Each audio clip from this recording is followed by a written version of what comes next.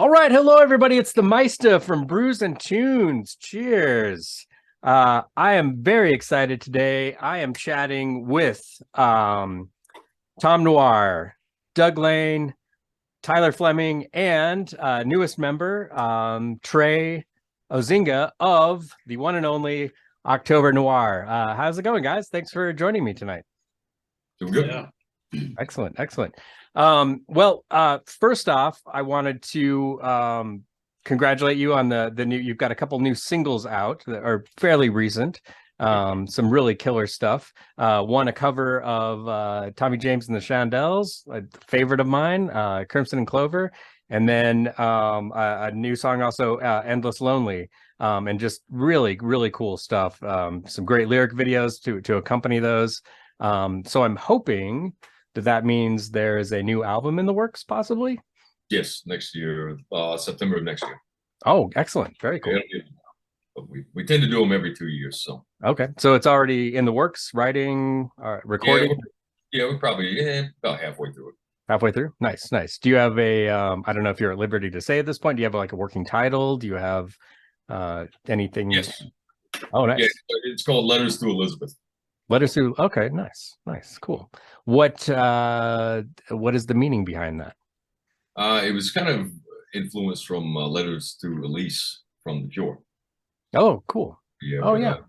Yeah, it just a lot of personal stuff that was happening around that time. So okay, interesting, nice. Yeah, and that's one thing. Love, hate, and death. Pardon? Love, hate, and death. Gotcha. Okay, yeah, nice. That's one thing that I've really been drawn to your music.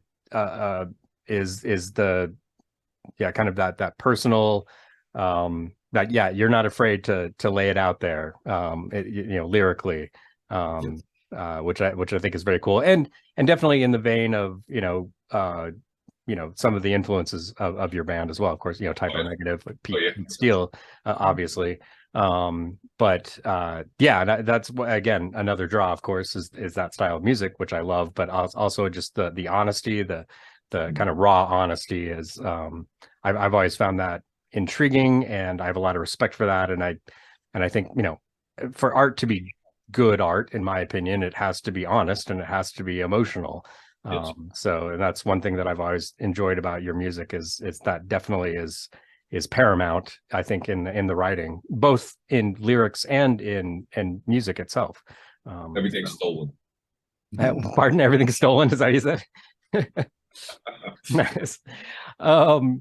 So talk to me about writing. I'm curious about in terms of the writing. How does it start with you, Tom? Is it are you coming up with riffs first? Are you coming up with lyrics, or kind of how does it work collectively for the band? How do you guys write music? Typically, it's more of a lyrical flow, not so much even lyrics, but just a vocal flow that could happen, and I have to kind of ride around it. But it's not everything. It's it could be a number of things. Could be a keyboard part, just plinking around. It could be the guitars. It could be something with the drums that we want to kind of. So as far as lyrical content goes, Tom's the guy. It's his message, and we back that up with the music. Okay. Sometimes I'll come up with musical ideas, and he ends up shaping it into the mold of what he needs to deliver his message. Okay, interesting, nice. That's cool. It's always interesting to me how music is written. I'm not being a musician myself, but being somebody that loves music, it's always interesting to me to see how bands write. Because sometimes it comes. The lyrics are the kind of the key ingredient or the starting point, the launch point. And then other bands, especially like when you look at like thrash metal, it tends to be more riff driven, and the lyrics come later.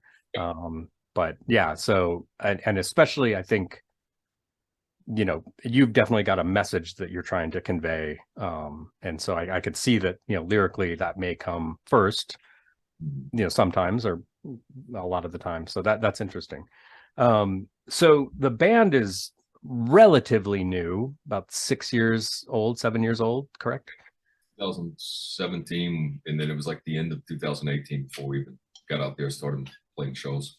Oh, okay, nice. Yeah, because the first album, The Haunting and the Powerful, that was 2017, 2018, I think, when that came out, right?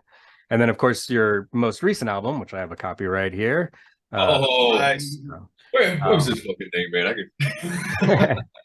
Um, fantastic album, Fate Wine and Wisteria. Man, what a great album. I mean, and everything you guys have done is gold in my opinion, but I really have been digging this album a lot since it came out. But Yeah, that was the first album. About half of it had like the typo riffs and that were influenced and pulled and kind of twisted on, more like head nod moments. And then the other half was more of full originals. And then going into the second album, I wanted to try and start getting away from that. So by the third album, I wanted to be completely away from that. So that's go ahead. Sorry. It's also important to note that the third album is the first time that the music has been collaborative effort. There's actually quite a lot that was contributed by all of the other members of the band. Oh, okay, Yeah, nice. the first two I pretty much did by myself for that most part. But yeah, I didn't even join the band until after the second album was getting ready. Oh, okay. You joined the day it did release, yeah. Yeah. So now we're in let's see, we had the third CD, so who else do we fire and then replace real quick? And Tyler, I guess. Well, no, you just got here. Doug, you got to go, man. Shit. All right, it's my turn, guys. No, that's the thing too. So Paul Bento was the one that helped to engineer and produce that newest album, which Paul was the guitarist for Carnivore, also was the sitar player in any of the songs from Typo, from their albums. Nice. Very cool. How did you connect with him? I was in another band with Mike Hideous. Then we were trying to get that launched, and we knew this lady that was supposed to be coming in as a manager, and I guess they kind of got in the mix with Paul from there, and she basically told him, "Hey, you need to get a hold of this guy and work with him." So we ended up connecting that way. So flew up to Chicago to the studio and started working. Nice. That's great. That's very cool. Well, that's what I was curious. How does he? I'm sure he was probably thrilled when he heard you to hear that this style of music. Yeah, well, Paul's down to earth. I mean, he understood that we have our own way of doing things too. He didn't look at it as get the rip off out of here or something. Yeah, he was very accommodating, and he understood what I was doing with it. Nice. So I think he appreciated it. He enjoyed it. Very cool. Very cool. Great guy. Well, and I think that's one thing that should be stated too, is that although you're definitely, there's obviously in heavy influence from Typo Negative, but you definitely are your own band and you're creating your own music, which I think is very cool. And in that style, and that was one thing really that drew me also to I love Typo Negative, and obviously with Pete's death, it was tragic and left me wanting more. And not to say that you've filled a void, but in some ways I think you have, because that style of music, that kind of goth metal, doomy goth metal style of music, for lack of a better term, there wasn't a lot of that really. I mean, there were several bands, but it wasn't as big of a movement as you would think it would be, considering how popular Typo Negative was. So it's great to see that you're still perpetuating that sound, but doing it in your own way, whereas there really aren't that many bands that sound like you or sound like that anymore, in my opinion. And maybe I live in a bit of a bubble, but no, and you're right, and that was my whole thing. And I kind of looked at it from nobody else is doing it. Anybody that's I've heard try was very lackluster, or it didn't hit right. But nobody that was technically doing originals. So that was kind of where I stepped in from with it. Was all right, can it be done? Yeah. And I didn't expect to really go anywhere with it. I expected it to be flopped and ripped apart. But I think there is a market for it, and essentially they created a genre that no longer exists. You only have what's left behind. Yeah. So I guess I looked at it from a capitalistic view. Well, I mean, it's an industry, right? So yeah, you got it. But I mean, I think you've done it in a very respectful way and a very artistic way, and it's proof is in the pudding when you if you listen to it, and also the fact that there's a lot of buzz about your band right now. online. A lot of people talking about it, loving it. That's a lot of hate. But I mean, really, yeah. I mean, yeah. In fact, I'd be remiss if I did not mention. I was introduced to your band through a fan of my page, Mr. Yep. Jeff Scholes. Because I had done a beer pairing with Typo Negative, and I'd interviewed Chuck Lenahan a while ago, and Jeff contacted me and said, "Hey, do you know of the band October Noir?" And I said, "No, I don't."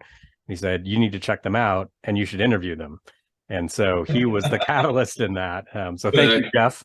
Yeah, when I heard your music, I immediately got online and ordered this album, and and fell in love with all of the music. So really cool stuff, and definitely excited for next year's album to come out. That's exciting news. Yeah, it's shaping up, man. It's weird watching the processes of each album, because sonically they're all different as they step further into it. It's like, I don't know, I learn more, and we just kind of get better to shape it. So it's going to sound very different too from even the last. Interesting. Is there anything you can say about that at this point? Like, kind of musically, what's the direction? What are you doing? So just a lot more of the processes for the quality of audio or the production of the audio is taking another leap a lot further ahead. So it's hard to explain really what's happening, but it just doesn't. I don't know. For me, I can notice things when I listen back. I hate the sound of the first album, which we remastered it and just got as much out of it as we could with what we had. But I hated that one sonically. The second one was much better in a lot of ways, but it's still lacking in a lot of ways too. Coming to the third one is when a lot of those tricks started to show, and the sound just overall was a lot cleaner or heavier, or I don't know. It was the way that it was composed was a lot better. Nice. Yeah, considering how much we sucked to start with, it's pretty easy to see us improve. Yeah, we might be on the level of Metallica's Garage Band days right now. I would say you're better, but I'm still trying to find the snare sound they used for Sam A. Or whatever the fuck it was. Well, and that's the thing too. I think if you really want to, and luckily there's some videos out there, and I think I think they're on your YouTube page of you guys playing live, and I that is and I would love to see you live. I need to get to Florida and check you guys out in the live setting, because I've watched several videos of you guys playing live, and yeah, it's just the ambiance, the sound, and even though it was recorded through somebody's phone, it still sounded great, and you guys nailed the songs that I listened to. Some were original and some were covers, but right, yeah, and we try to incorporate it to where we can replicate everything live when we have to. I try to really focus more on my vocals though, so I will kind of downstep some of the bass work that I do from the recording side, just to focus more on the vocals if I have to. Gotcha. But yeah, the lights and the fog and just the atmosphere is everything we really strongly push for. Otherwise, we're going to put everybody to sleep. I don't think so, but nice. That's and that's I mean that's the sign of great showmanship, is that level of detail to the aesthetic, to the visual, which I think is important. And it depends on the band and the style of music, but that's always frustrating. I'm sure we've all been to shows where somebody turns their back to the audience and plays into their amp the entire time, and it's like, I just paid $30 to come here and I'm not seeing anything. Never forget that when you go to a show, you're not there just to play songs, you're there to put on a show. Right. Yeah. Good point. That's the business. That's what you're selling. Yeah. Very good point, though. You gotta put some have some integrity and put some work into that aspect of what you're doing. Yeah. Because otherwise you can just stay home and put you might as well listen to the CD. Yeah. Exactly. Sound better anyway. Yeah, exactly. So some other big news with the band is you have a brand new guitar player. So Trey just barely joined the band, correct? Like, I mean, like barely, like Like, newbie. Yeah. Am I in the band? Well, we almost told him no, and then I was like, "Well, fuck, we got an interview to do." We need Yeah, someone he's to a- look pretty in the back corner. He's another blonde, so Oh yeah, there you go. I like blondes. Yeah, nice. Yeah, you're like the blonde version of Typo Negative because they all had black. Yeah, you're like the blonde. Yeah, I like it. I like it. So kind of what was I know, Doug, you were playing guitar. What made you decide to switch to keyboards and bring in a guitar player? Well, there's a number of reasons for that. One of which is there's no freaking keyboard players around anywhere. It's like guitar players are a dime a dozen. Like, everyone wants to play guitar. Everyone has the habit of playing guitar. But like, shortly before we started putting out the feelers to have a guitar player take up my reins, I actually joined another band called After the Storm, and I'm playing keyboards for them. Oh. And just from the mantle of a keyboard player, I get to focus more on a lot of my technical wizardry, like all of like the backing tracks and the light show and everything like that that we've got going. I programmed all of that. Oh, cool. And now I've got an upgraded version of that built into a rack that I've got going on. So we're about to take it up even further. And being in this position, doing that, it's a lot easier for me to focus on that kind of stuff if I've got someone else that's playing the guitar. Nice. Very cool. I like it. And because I didn't want him to play guitar anymore, I told him he sucked.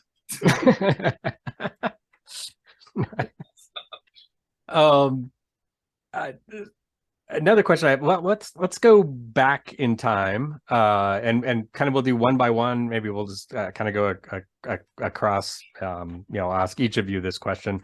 I was curious about your beginnings as musicians.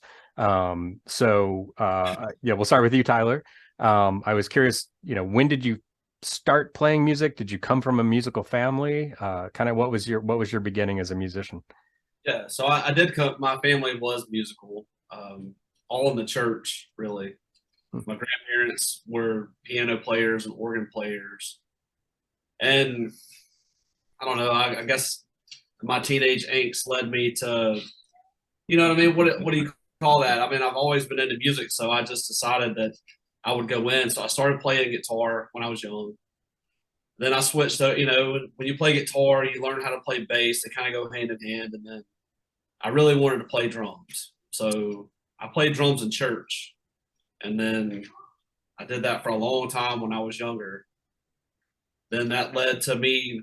I was in Guitar Center one day looking around. I was taking a piss, and there was a flyer talking about, if you like these bands and these bands. So I picked it up, and that got me into my first band. And then from there, it just moved up and moved up from band to band to band. And I wound up here. Nice. And the thing about the music that I had played younger, it was always just, it's heavy, fast. And this is always kind of where I really wanted to be.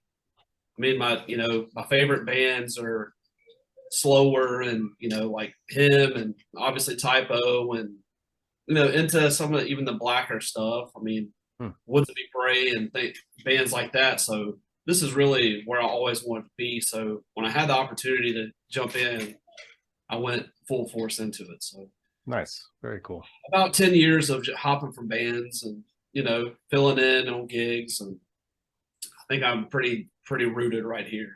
Nice. How did you come into October Noir? I always love telling this story. Well, I'll put it like this: their drummer, they were having some issues with their drummer, and the band that I was in previously, we did a show together, and I told Tom that's the first time that I'd ever met any of them. I'd heard their music, but I never went to a show.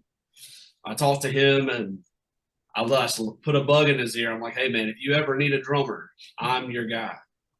And I guess he Tom the angel shot. But it worked out.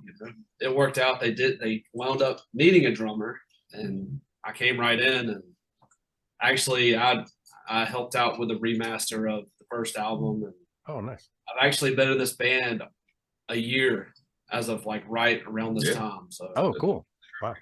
Just like 10 or 15 days shy. Yeah. Wow. Nice. Very cool. Very cool. How about you, Trey? How did you get started in music? Did you come from a musical family? Kind of what was your... Me and my dad have been playing in bands since I was 13. Oh, cool. Yeah, my dad showed me how to play guitar and been on to the races since. Nice. Nice. How did you become aware of October Noir? My pops said, I saw that we played a show together because I played in another band. Oh, okay.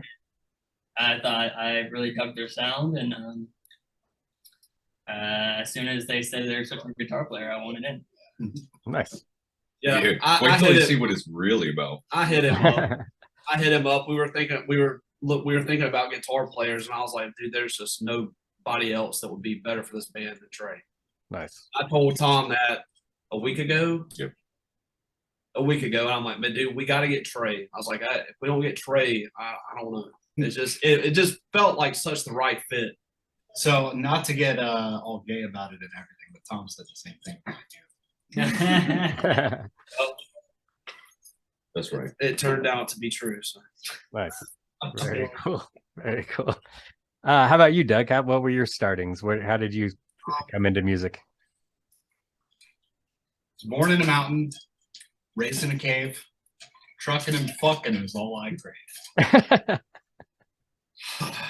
Nah, it's pretty much the same as What was it like sliding out of your dad's asshole for birth? shit. I don't quite remember, but I quite cherish the birthmark. Is it scratch and stuff? Oh. I did come from a musical family. My dad's a classically trained pianist. Oh, cool. My mother sang in church. And I was in a couple of bands growing up with my brother, who actually is primarily a keyboard player. He's a multi-instrumentalist as well, though. He makes a lot of music for himself these days. He's actually in the Air Force now, over in Altus. Oh, okay. But yeah, I just bebopped around playing in crappy metalcore bands. Joined the Air Force, came back. You can't call them crappy. Well, I mean, what first band for a teenager isn't crap? Hanson. That's how you get your butthole wet. But yeah, I was in Here we go. I joined the Air Force for a while, came back, and ended up forming a death metal band. So from Air Force to Chair Force. Go ahead. How does that make sense? Air Force to I Chair am sitting in a chair. Yeah, Air Force How to Chair observant. So yeah, I was playing in a death metal band before joining October Noir. We were in a bit of a lull with that band because we had recently lost several members for a variety of reasons. And, I was actually filling in for another band around here called Dark Comic Man, getting them through the summer on their shows, playing guitar for them because they had a guitar player previously that was they were having a lot of issues with. Yeah, I ended up meeting the guys, October Noir, doing a mutual show with that, and here I am. Nice. Very cool. Very cool. And last but not least, Tom, how did you get started in music? Did you come from a musical family? I actually don't. Yeah, I don't play music. Mine's all MIDI controlled. I just have somebody else program it.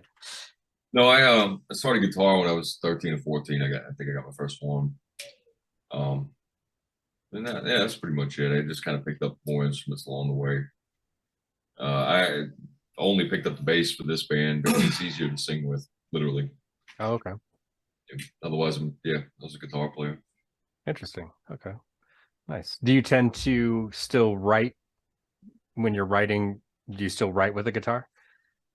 Yeah, I mean, I'll still sit and plink around with stuff just to get the feeling for whatever I'm working with. Yeah.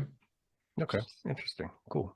Um, so again, obviously influenced by Typo Negative. I was curious about some of your other influences, because there's a lot going on with your music, and I think a lot of nuance. And I hear certain things, but I'm curious to know kind of. Well, I'm curious to know what you hear off the third album. I think there's some. I mean, in this, I feel like there's some Bauhaus a little bit.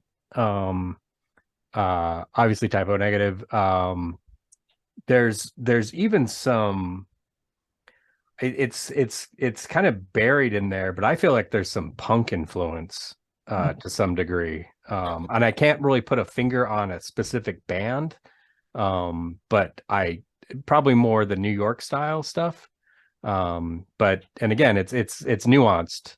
But I get some of that. So and again, that's one thing I really like about your music is it feels like, as I hate the genre game sometimes, and I don't like to pigeonhole bands, and especially a band like yours, because there's a lot happening, and I feel like, yeah, there's influence from obviously, new wave music from the 80s.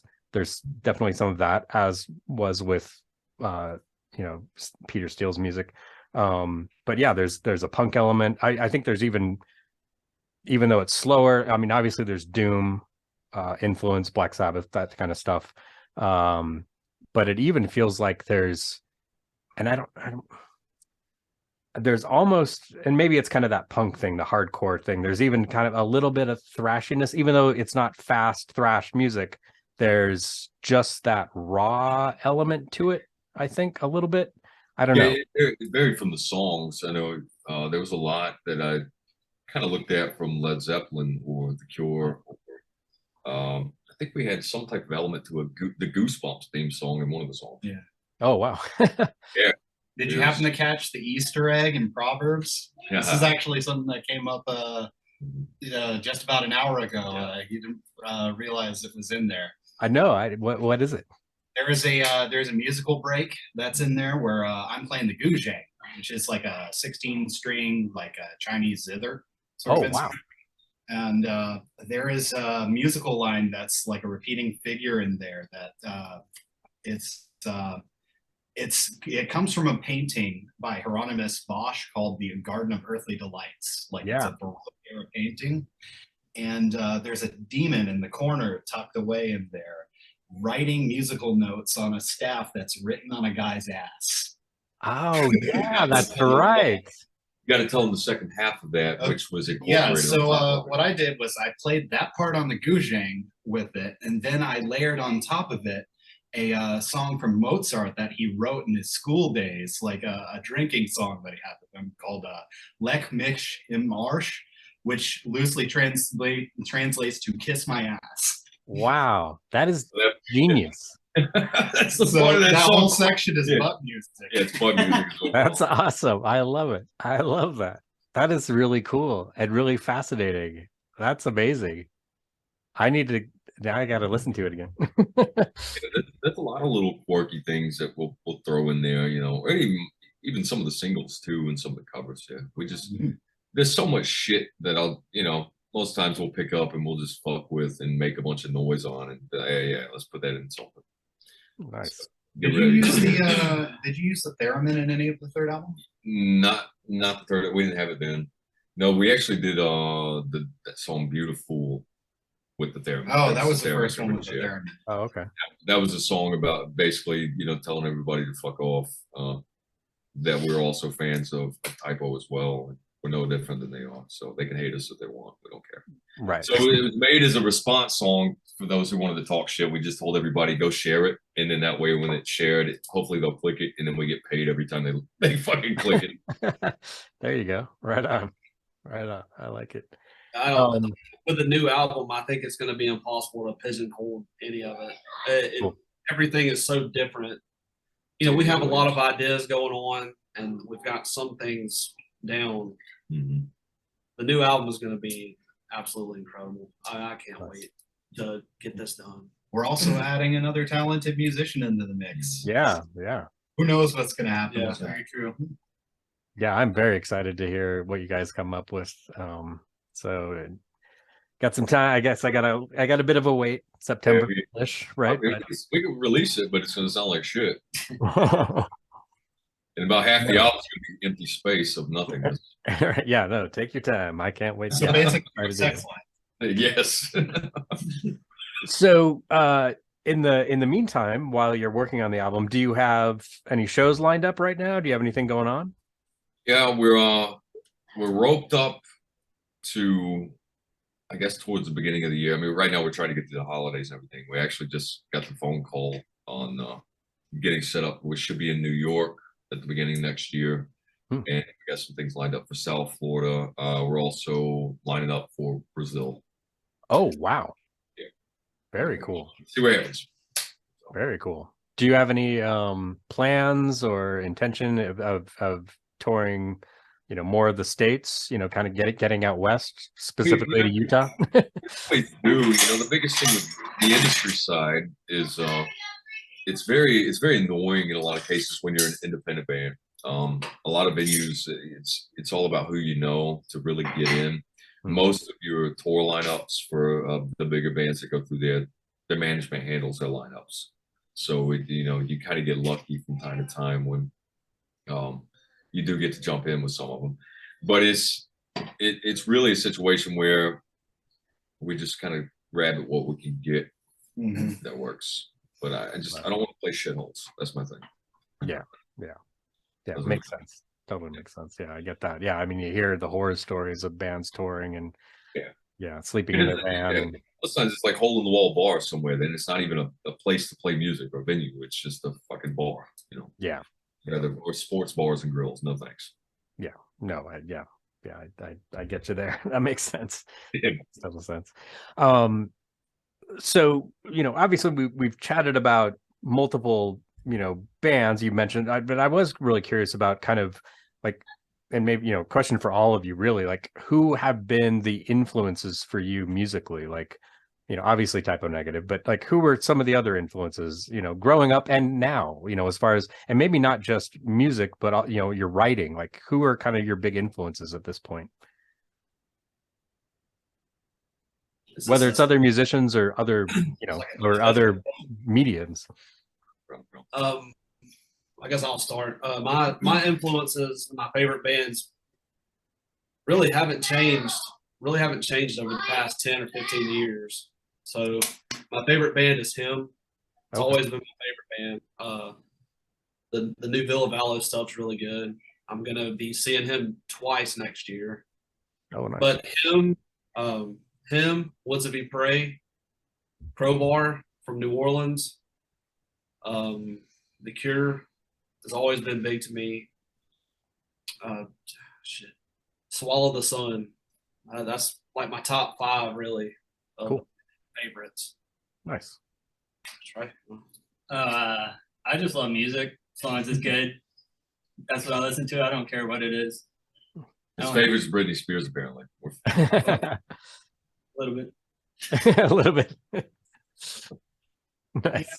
I mean, I guess I'm kind of in the same boat as Trey here. Like, I listen to all kinds of stuff in just about every genre. Cool. But like, it's hard to pin down like what my specific influences are right now, except for like vaguely within the genre of like where I've got my work right now, because I'm in 2 other bands. Oh, okay. One of which I'm playing keyboards, and the other one I'm playing guitar for. And one's more of like a metalcore band. The other one's power metal. Oh, interesting. Yeah.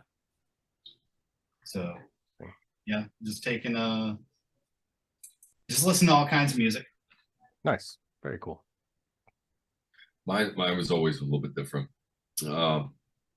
So we go from The Cure, Nine Inch Nails to Danzig to a lot of your 80s hair metal from Skid Row, Motley Crue, Def Leppard is a big one for me.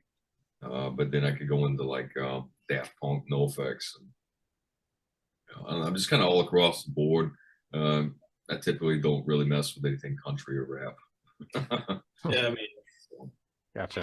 Cool. Yeah, it sounds like a similar vein with myself. Yeah, I listen to lots of different things, but yeah, I tend to avoid country and rap for the most part. There's little things here and there, but I'll, more out of curiosity.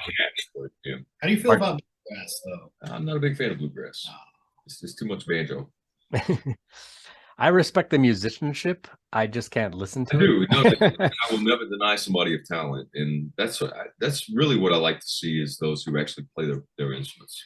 Yeah. I have more of an appreciation for them. Even I may not like their music, but I can appreciate it. So. Yeah, I think that's one thing that I find very frustrating with modern. Well, I shouldn't say modern music because it's been going on for when you look at like pop, bubblegum pop music, That's what it's been programmed forever. Well, yeah, but they got somebody else they're paying to fucking write the songs. They're writing all the lyrics. They're writing everything. You just got to go stand in front of a mic, and then we're gonna hodgepodge you into what we want you to be and shape you, and then you're gonna hate your fucking life, but we're gonna make you a lot of money, and then you're gonna bitch about it, complain, and shave your head later. Yeah. We're gonna auto tune your voice, and You never forget that a pop artist is just one small piece of the cog that makes up the machine that prints their money. Right. Yep. Exactly. People aren't going to be taking risks for breaking new artists these days because of the revenue streams drying up. Like it costs on average like $1.5 million to break an artist on the global stage for like any of these major labels right here. So they're gonna be following their tried and true processes that optimize their cash flow. So yeah, exactly. That's what's always funny about us too, is because it's hard.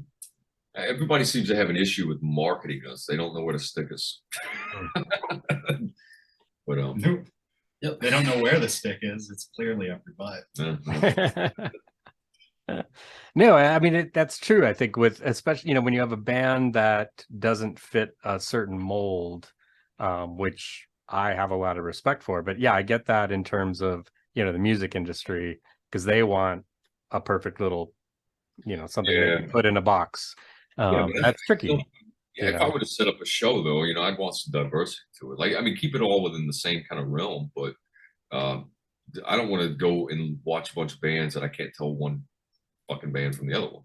Yeah, I agree. Stands apart.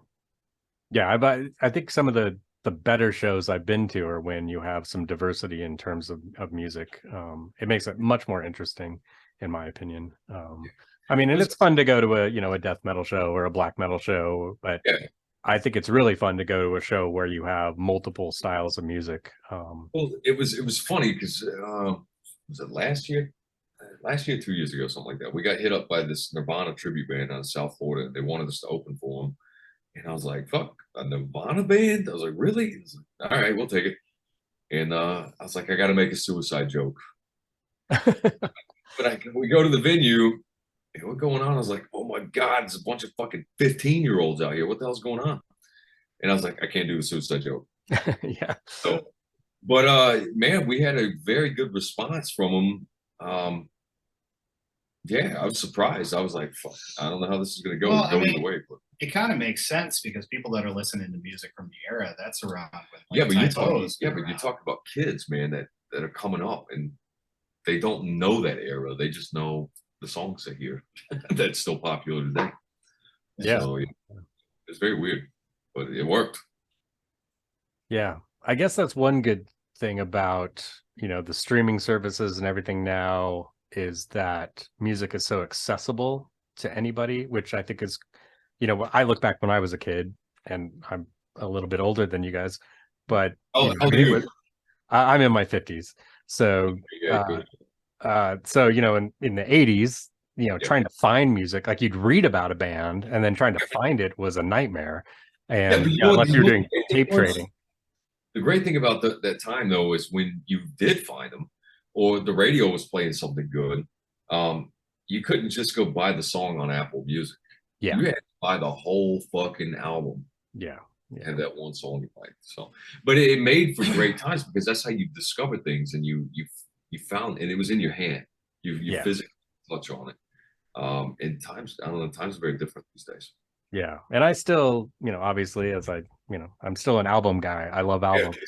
And it was interesting. I heard an interview with a musician, and I forget his name, the keyboard player of IQ, neo prog band out of England, and he was talking about kind of the music industry now and what it's like, and because he's an album guy and he listens to a lot of like fusion and progressive rock, but he was saying one of the things that he finds frustrating about modern music and just the modern industry of music is that, especially with pop music, you don't have, people aren't making albums anymore. They're making campaigns. It's all about image and selling you rather than selling an album. Yeah, now it's come down to the extent where, like, I'm even seeing Slipknot talk about, well, we might as well just do singles or whatever, Yeah. But my whole thing is with the albums, what's important to me is there's atmosphere, and that album is showing you that world that's on that disc. So each album is a different world that you're diving into. And I think it's going to miss the importance of that. But he's right. But focus on the opus. Yeah, but the whole thing that I'm looking at now is, where's all the melody going? It's like there's no more melody in anything. It's all, I don't know, noise for the most part. Yeah, I agree, and that's what I'm just getting your age and becoming cantankerous. What's that? Pardon? Kids don't know music. Yeah, these damn kids. Yeah. No, I think that's something that drew me to your music is it's very melody driven, which I love. It's all emotion. Everything's got to be about emotion.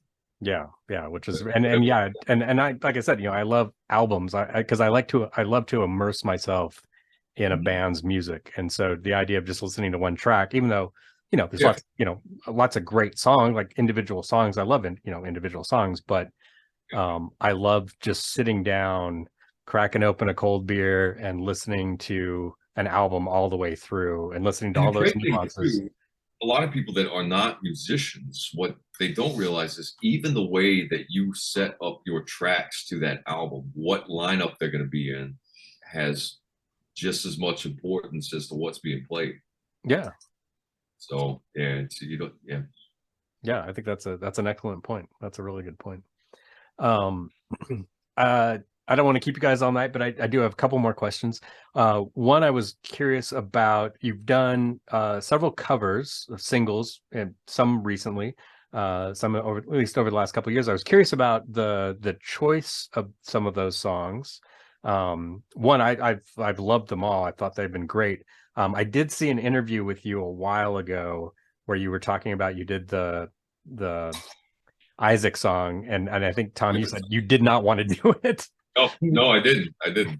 He kept pressing it, and I was like, fuck it. If we're going to do it, we got to do it completely different, I guess. Yeah, which you did. And I thought you really made something new and interesting. And I think that's what I like about what you've done with all of your songs. I mean, they're recognizable, but you've made them your own, which I think is cool and important. That's really what I strive for. Because, I mean, the last thing I want to hear is somebody that's doing the exact copycat version of the original song. I'll just go listen to the original song. That's why even like typo covers, I don't want to get into those. We did Love You to Death, whatever. And that was more of the test run to see what we could do with it if we had our hands on it. Right. But again, is it basically nothing? Yeah. Is it better than the original? No, you might as well go listen to the original. So I just don't think it's important to bother with it. Now I like playing them live because it gives the people can't see typo live again.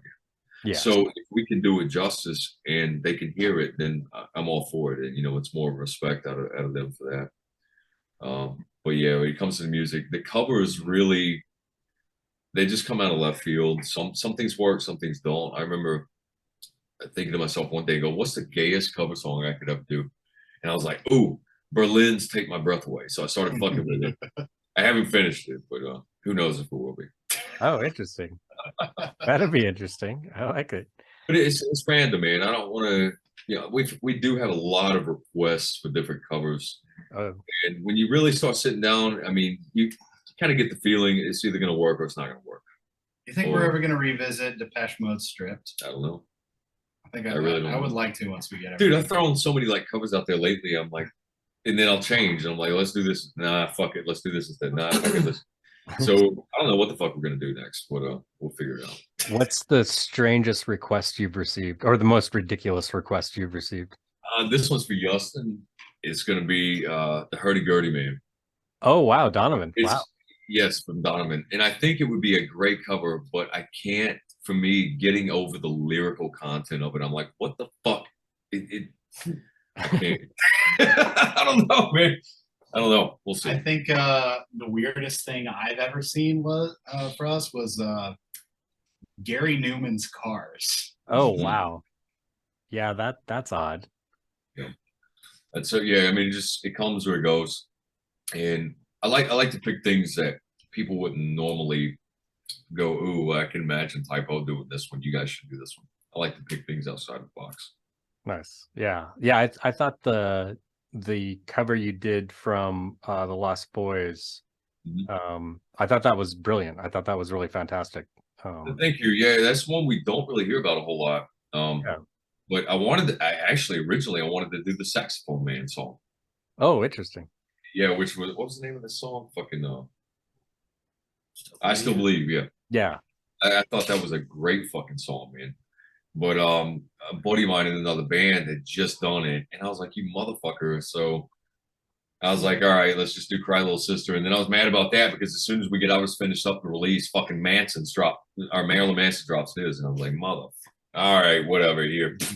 Well, I mean, that ended up being a good thing because that was a through line for us to meet Dennis Pana. Oh, that's true. Because we dropped that, and then Dennis Pana is he's a YouTuber that most people know him for a lot of his covers of songs and typo style. He does some other stuff too, but that's like a lot of the bread and butter of what's going on for him. Yeah. And we actually ended up collaborating on a cover. Yeah, and then we dropped the soap with him in Brooklyn a lot. Yeah, we actually released that when we were up in New York, visiting, doing the Pete's Tree Memorial and visiting. Oh, nice. Very cool. That's cool. Nights in White Satin by the Moody Blues. Yeah, that one was also cool. I like that one a lot too. I thought that was good. Go doing that one. Yeah. Love you, Dennis. And as I mentioned before, at the beginning, the new cover, Crimson and Clover, I thought was brilliant. I thought you guys really nailed that one too. Thank you. Yeah, I really enjoyed that one, man. I wanted to really retain that kind of like hippiness to it, like the '60s stuff. So yeah, it's got a cool vibe to it. I like it a lot. And that was another one again. We had a friend that had a fucking didgeridoo, which is that Australian horn. Yeah. That was like the opening thing, but I just wanted it to sound monstrous. Fucking make all these weird sounds. Nice. Very cool. Well, one last question. This one's for each of you. As you probably know, my page is Brews and Tunes. I pair craft beer with metal, hard rock. So I want to know what, I don't want to put you on the spot, but if you were to do a pairing, so, it's a Friday night, you're cracking open a beer, you're spinning some tunes, what album are you spinning and what beer are you drinking? Maybe start with you, Tyler. Oh, I don't know. I drink a lot of different beers. What? I hope it's Michelob. No, does it have to be beer? I don't drink beer, so I don't know. Does it have to be beer? No, it doesn't have to be beer. What do you drink? You're like, yeah, anything you're like, what do you drink? What do you like to drink while you listen to music? If I'm sitting down and I'm probably on a Friday night, I'm gonna be listening to Book of Shadows by Zakk Wylde with a glass of Jim Beam Black. Nice. Right on. I like it. I think I'd probably be sipping on some chartreuse, listening to Opeth's Watershed. Oh, great album. What a great album. Definitely one of my favorite bands. Oh, very cool. Nice. Yeah, great band. I've been drinking water and listening to Britney Spears, apparently.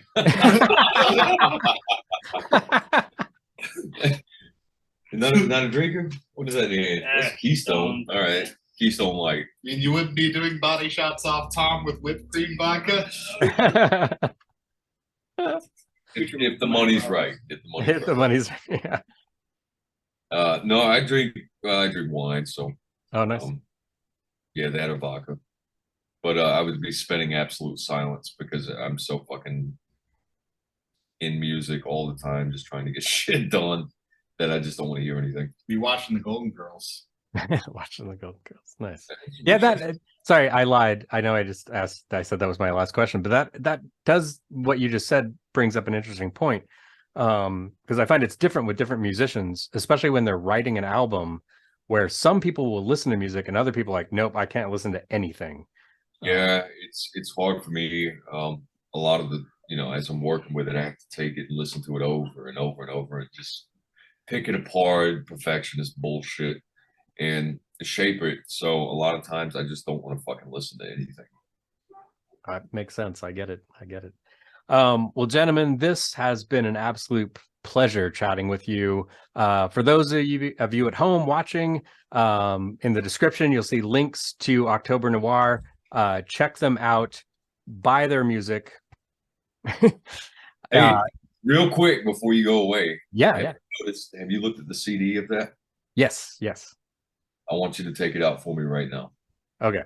Hold on. I think it's actually in my it's in my player. Hold on. I'm gonna wait for this one. All right. You got to face the front of the CD towards the camera and stick your finger. First of all, I want you to look at the CD and what do you see? I was going to ask you about this. I'm glad you brought this up. I want you to put, yep, you got your finger through the middle hole. Now face that CD towards you with the finger through your middle hole. Ah. There you go. Nice. We'll leave it at that. Very cool. What it's all about. You got to buy the album and do it for yourself. Yep. We produce a sardine cologne to spray on it before I mail them out. But nice. So yeah, as I said, yeah, check it out, people. October Noir, great band, killer music, and especially if you're a fan of bands like Typo Negative and Life of Agony, you're gonna love this band. So thank you, gentlemen. A pleasure. Thank you, man. Thank you. We've enjoyed it.